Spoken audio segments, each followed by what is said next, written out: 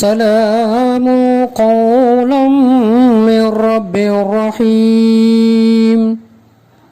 நிகரில்லா அன்புடையோன் இறைவனிடமிருந்து சாந்தி நிலவட்டும் என்று முகமன் கூறப்படும். அன்பான அல்லாஹுடைய நல்லடியார்களே, அல்லாஹுடைய ஒரு மிகப்பெரிய அருளினால் இந்த துல்ஹஜ் மாதத்தை அடைந்து முதல் 10 நாட்களையும் அல்லாஹுடைய இபாதத்துகளிலே அவனை புகழுவதிலே, அவனை தக்பீர் சொல்லி உயர்த்துவதிலே, இன்னும் இதுபோன்று ஏராளமான நல்ல விஷயங்களிலே நாம் ஈடுபட்டு இறுதியாக அவனுக்கு நன்றி செலுத்தும் முகமாக இந்த ஐதுல் அல்ஹாவுடைய வாஜிபு 2 ரக்காத்தையும் தொழுது நாம் இங்கே பள்ளியிலே அமர்ந்திருக்கிறோம். வானவர்களினுடைய அந்த துஆவுடைய மஜ்லிஸிலே நாம் அமர்ந்திருக்கிறோம் என்பது நாம் இங்கே நினைவிலே கொள்ள வேண்டிய ஒரு செய்தி. இந்த நேரத்திலே நாம் சுருக்கமாக இன்ஷா அல்லாஹ் சில செய்திகளை நமக்கு மத்தியிலே பரிமாறிக்கொள்ளுவோம். நாம் கடந்த சில ஜும்ஆக்களிலே தொடர்ந்து ஏறத்தாழ ஒரு 3 ஜும்ஆக்களிலே என்று நினைக்கின்றேன், நபி இப்ராஹிம் அலைஹிஸ்ஸலாம் அவர்களை பற்றியும் அவர்களுடைய வாழ்க்கையினுடைய அந்த தியாகங்களை பற்றியும், அதே போன்று குர்பானி, இன்னும் இது போன்ற சில விஷயங்களை பற்றி நாம் தொடர்ந்து ஜும்ஆக்களிலே பேசி வந்திருக்கிறோம். ஆக நமக்கு நபி இப்ராஹிம் அலைஹிஸ்ஸலாமுடைய தியாகம் என்ன என்பது நாம் எல்லோருமே கண்டிப்பாக அறிந்திருக்கிறோம். நம்ம நேற்றைய ஜும்ஆ உரையிலும் கூட நபி இப்ராஹிம் அலைஹிஸ்ஸலாமுடைய தியாகம், அந்த ஈமான் அது எவ்வாறு உள்ளது, நம்முடைய ஈமான் எப்படி இருக்கிறது என்பதை நாம் சோதித்து பார்க்க வேண்டும் என்ற அடிப்படையில் நம்முடைய உரையை அமைத்திருந்தோம். நாம் எல்லோரும் கேட்டு இருக்கிறோம். அன்பிற்கினியவர்களே, பொதுவாக நபி இப்ராஹிம் அலைஹிஸ்ஸலாம் அப்படின்னு சொன்னாலே நமக்கு நினைவுக்கு வருவது அந்த தியாகங்கள் தான். குறிப்பாக மகன் இஸ்மாயில் அலைஹிஸ்ஸலாம் அவர்களை பலியிட முற்பட்டது, வல்ல ரஹ்மான் அதற்காக வேண்டி ஒரு ஆட்டை கொடுத்து அவருக்கு பகரமாக அறுக்கச் செய்தது. இந்த குர்பானி நமக்கு நினைவுக்கு வரும்.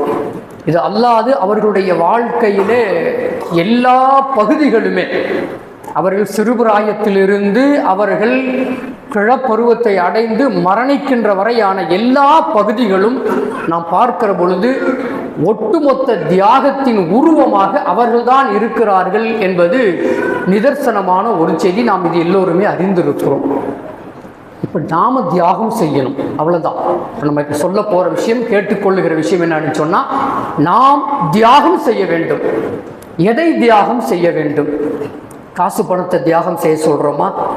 அது வசதி வாய்ப்பு இருந்தால் நாம் செய்கிறோம். உடல் உழைப்பை தியாகம் செய்ய வேண்டுமா? எனக்கு வலுவிருந்தால் நான் தியாகம் செய்கின்றேன். இப்படி தியாகங்கள் நிறைய இருக்கிறது. ஆனால் நான் இங்கே கேட்டுக்கொள்ள போவது என்னவென்று சொன்னால், ஹராமான விஷயங்களை அல்லாஹ் ஹராம்னு ஆக்கி வச்சிருக்கான்ல, அந்த ஹராமை நான் விட்டுவிட வேண்டும். அல்லாஹ் எதை ஹராம் என்று கூடாது என்று தடுத்திருக்கிறானோ அந்த ஹராமை நான் தியாகம் செய்ய வேண்டும். அதுவும் தியாகம்தான். என்னுடைய ஆசா பாசங்களிலே ஏற்படுகிற அந்த விஷயங்களிலே வருகிற அந்த பாவமான விஷயங்கள் இருக்க, அதை நான் தியாகம் செய்து விட்டாலே நான் தியாகியாக மாறுவதற்கான வாய்ப்புகளை வல்ல ரஹ்மான் உருவாக்கி தந்து விடுவான். பாருங்க, அல்லாஹ் குர்ஆன்ல ஒரு இடத்துல சொல்றான், வல்லதீன அனில் லஹ்வி முஅரிதூன். முதல்ல நீங்க தியாகியாக மாறணும் அப்படின்னு சொன்னா 22வது அத்தியாயம் 3வது வசனத்துல அல்லாஹ் சொல்றான், நீங்க உங்களுக்கு தேவையில்லாததை விட்டு விடுங்கள். உங்களுக்கு சம்பந்தம் இல்லாத, உங்களுக்கு தேவையில்லாத விஷயத்தில, வீணான விஷயங்களிலே உங்களை ஈடுபடுத்திக் கொள்ளாமல் அதிலிருந்து நீங்கள் விலகிக் கொள்ளுங்கள். அப்படி விலகிக் கொண்டவர்கள் தான் தியாகிகளாக இருக்கிறார்கள். அந்த தியாகிகள் தான் முஸ்லீம்களாக இருக்கிறார்கள். முஸ்லீமா இருக்கணும்னா கொஞ்சம் தியாகம் பண்ணணுங்க. முஸ்லீமா இருக்கணும்னா நம்ம என்ன செய்யணுங்க? கொஞ்சம் தியாகம் செய்ய வேண்டும். அதுதான் அல்லாஹ் சொல்றான். பாருங்க, இன்னைக்கு நம்ம இடத்துல பொதுவாக பெண்கள் இருக்கிறதுனால பெண்களுக்காக ஒரு செய்தி இந்த குறிப்பா நான் சொல்றேன். பெண்கள் மட்டும் இல்லை, ஆண்களும் கூட அதுல இது மாதிரியான ஒரு அல்லாஹ் தடுத்து இருக்கிற ஒரு காரியத்தை செய்கிறோம். என்ன காரியம் சொன்னா, இந்த சாபமிடுவது, அடுத்தவர்களை எனக்கு எதிராக ஒருவன் செயல்பட்டு விட்டான், எனக்கு எதிராக பேசிவிட்டான், எனக்கு எதிராக ஏதோ ஒன்று நடந்து விட்டது என்று சொன்னால் உடனே சாபமிடுகிற வார்த்தைகளை நம்முடைய வாயிலிருந்து உதிர்த்து விடுகிறோம். இது மனித இயல்பு என்ற அடிப்படையிலே வெளியாகி விடுகிறது. ஆனா ரசூலுல்லாஹ் சொல்றாங்க, லா யம்பகி லில் முஃமினி ஐ யகூன லஹானன். ஒரு முஃமின் சாபமிடுபவனாக இருக்கவே மாட்டான். அப்ப நாம உண்மையான மூமின்களா இருக்கணும் அப்படின்னா நம்ம இடத்துல தியாகம் செய்ய வேண்டியது என்னங்க? அந்த சாபமிடுதல் என்கின்ற அந்த ஒன்றை நான் கைவிட்டு விட வேண்டும். எனக்கு எதிராக என்ன வேணாலும் நடக்கட்டும், எனக்கு எதிராக என்ன வேணாலும் நடக்கட்டும், நாட்டை விட்டு கூட துரத்துட்டுங்க, அது நடக்குது இல்ல, பார்க்கிறோம். நாட்டை விட்டு துரத்துறதுக்கான நிறைய நிகழ்வுகள் எல்லாம் நடக்கதை பார்க்கிறோம். அப்படி கூட நடக்கட்டும், அவர்களுக்காக நாம் கேட்க வேண்டியது என்னன்னு சொன்னா, அல்லாஹ் அவங்களுக்கு ஹிதாயத்தை கூடுறா, அல்லாஹ் அவங்களுக்கு என்ன கொடு, ஹிதாயத்தை கொடு, அவனுக்கு நேர்வழியை கொடு, நல்ல சிந்தனைகளை கொடு. ஒரு ஆட்சியாளனுக்கே நாம் இப்படி கேட்க வேண்டும் என்று சொன்னால், நம்மோடு இருக்கிற உறவுகள், சகோதரர்கள், நம்முடைய ஊரார், நம்முடைய தெரு, நம்முடைய நண்பர்கள் என்று சொல்லி இருப்பவர்களிடத்தில் நாம் இந்த சாபம் என்கின்ற அந்த ஒன்றை கைவிட்டு விட வேண்டும். இதை நீங்கள் தியாகம் செய்யுங்கள் என்று உங்களிடத்தில் நான் அன்போடு கேட்டுக்கொள்ளுகின்றேன். அதே போல இது நாவுடைய விஷயங்கள்ல வந்துடும். நாவுடைய விஷயங்கள் இன்னும் புறம் பேசுறது இருக்கு, பொய் சொல்லுவது இருக்கிறது, அதே போல புரளிகளை கிளப்பி விடுவது, புரளிகளை இல்லாத விஷயத்தை இருக்கிற மாதிரி என்ன செய்யறது, சொல்லி அப்படி விட்டு விடுவது, ஒருவர் சொல்லாததை சொன்னார் என்று சொல்லி விடுவது, இப்படி எல்லாம் இருக்கு பார்த்தீங்களா? இதெல்லாம் புரளியிலே சேரும். இது மாதிரியான புரளிகளை செய்வதை விட்டு விடுங்கள். இது ஒரு தியாகம், இது ஒரு தியாகம். இந்த தியாகத்தை செய்தால் நமக்கு கிடைப்பது தியாகி என்கிற பட்டம் மட்டுமல்ல, நாம் உண்மையான மூமீன்களாக வாழுவோம்.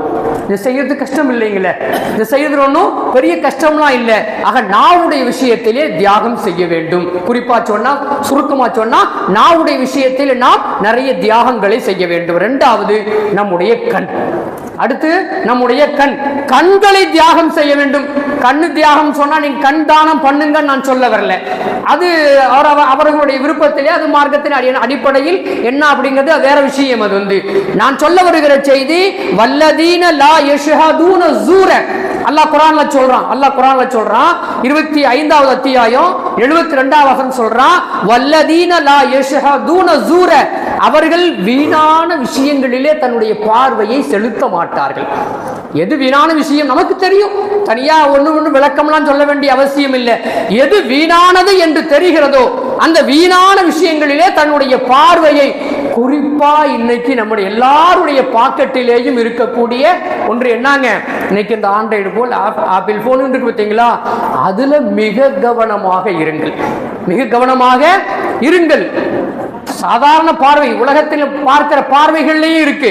இன்னைக்கு கையிலே வச்சுக்கிட்டு பார்க்கிற அந்த பார்வையிலையும் நம்ம பாக்கெட்லயே வச்சிருக்கிறோம். அதனால அது விஷயத்திலே கண்களை நீங்கள் தியாகம் செய்யுங்கள். நான் சுருக்கமா சொல்லிடுறேன், நேரம் குறைவு என்பதனால் சுருக்கமாக நான் சொல்லிவிட்டு வந்து விடுகிறேன். ஆக நாவை தியாகம் செய்யுங்கள் ஹராமை விட்டும், கண்களை தியாகம் செய்யுங்கள் ஹராமை விட்டும்.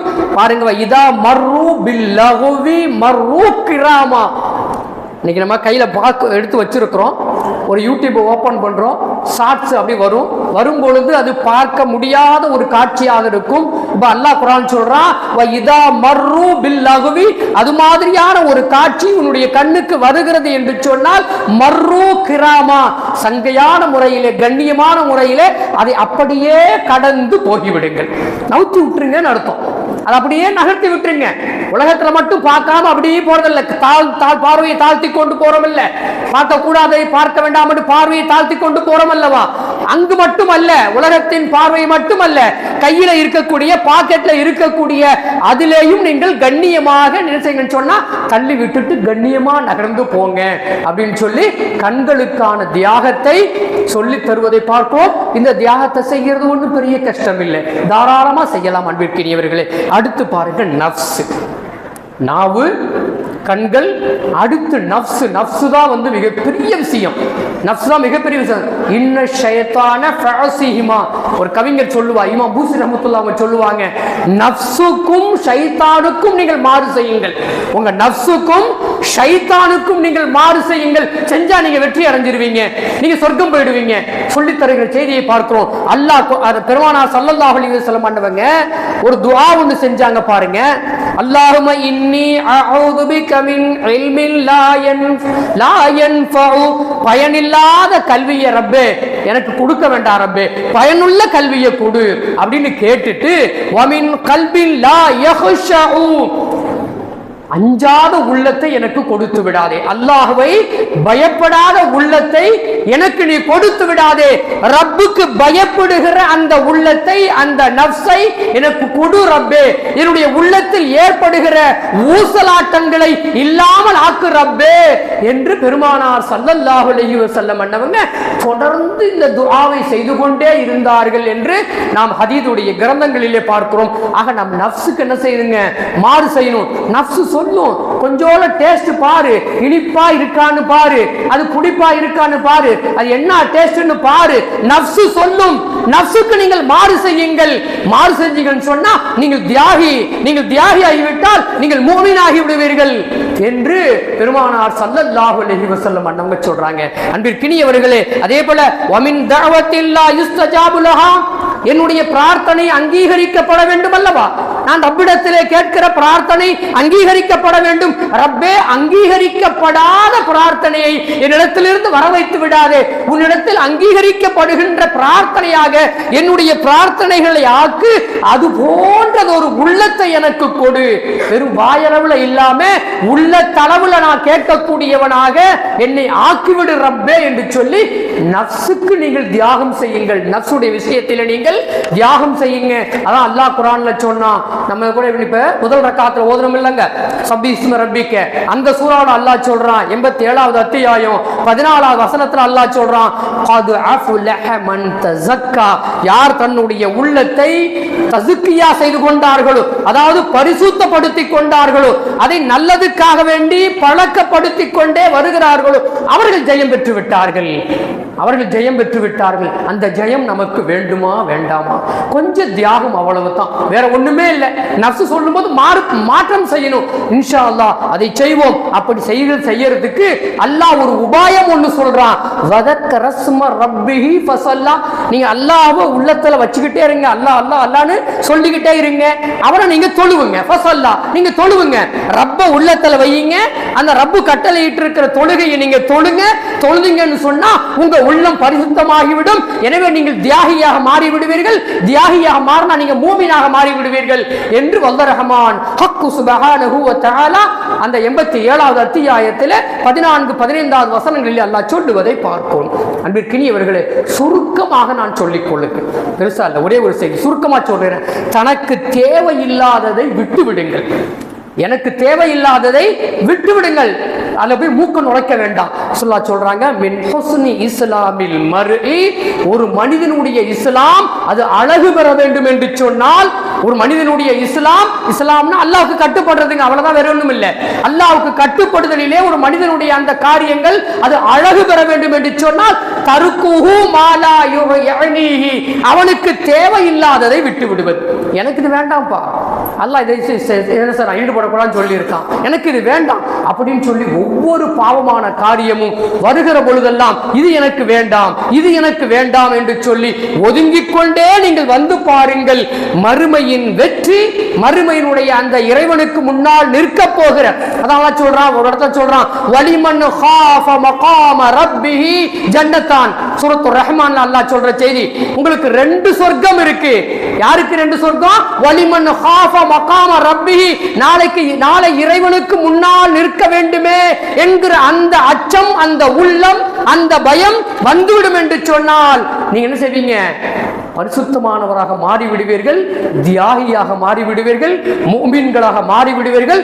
2 சொர்க்கத்தை நீங்கள் பெற்றுக் கொள்வீர்கள் என்று வல்ல ரஹ்மான் ஹக்கு சுப்ஹானஹு வ தஆலா 55வது அத்தியாயமான சூரத்துர் ரஹ்மானிலே 46வது வசனத்திலே அல்லாஹ் சொல்லுகிறான். ஆக அன்பிற்கினியவர்களே, நாம் நம்முடைய வாழ்க்கையில் நபி இப்ராஹிம் அலைஹிஸ்ஸலாமுடைய அந்த தியாகம் என்னுடைய வாழ்க்கையில் வர வேண்டும் என்று சொன்னால், என்னுடைய நாவு, என்னுடைய கண், என்னுடைய உள்ளம், என்னுடைய சிந்தனை, இப்படி எல்லாவற்றையும் எனக்கு தேவையில்லாத விஷயங்களில் இருந்து நான் விலகிக் கொள்ளுகிறேன், தியாகம் செய்கிறேன், குறிப்பாக ஹராம்களை விட்டும் நான் விலகிக் கொள்ளுகிறேன் என்ற சிந்தனைக்கு வந்து விடுங்கள். அந்த உறுதிப்பாட்டை இந்த பள்ளியில் இந்த நேரத்திலே எடுத்துக்கொண்டு உங்களது இடது காலை பள்ளியில் வைத்து வெளியே போங்க. அல்லாஹ் மிகப்பெரிய பாக்கியம் செய்வான். வல்லாஹ் ரஹ்மான் ஹக்கு சுப்ஹானஹு வ தஆலா உங்களுக்கும் எனக்கும் உலகில் உண்டான எல்லா மக்களுக்கும் அப்படிப்பட்ட பாக்கியத்தை தந்து அருள் புரிவானாக. இன்ஷா அல்லாஹ் ஹுத்பா ஓதப்படும். ஹுத்பாவை கால் தாழ்த்தி கேட்டுட்டு இன்ஷா அல்லாஹ் துஆவுக்கு பிறகு கலந்து சொல்லுவோம்.